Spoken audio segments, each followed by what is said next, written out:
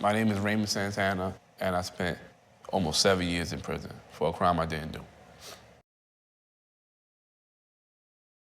Well, I was 14 years old at the time, and it was basically a typical school day. Usually we walked around in East Harlem and visit different neighborhoods, and it just so happened that this night, hanging out with them led me to be in the park. This was a large group, so you're talking 30-something kids. We got arrested that night, and we were given disappearance tickets to go to family court. So this wasn't nothing that was, that caused a major alarm. And at 1 in the morning, they found this woman, and then that's when this case became very serious. The 5 of us became the most vulnerable of the group.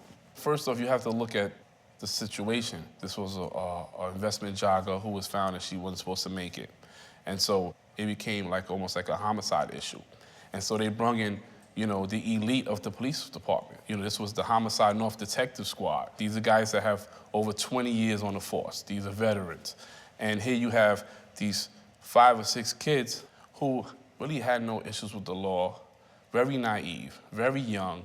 When you look at that situation and then you apply pressure to it, it becomes a disaster at the end of the day.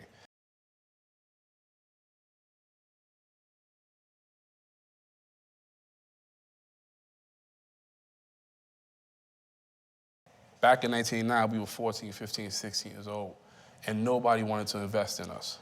And so we felt that for these kids out here in the street, we would invest our time, our story into them.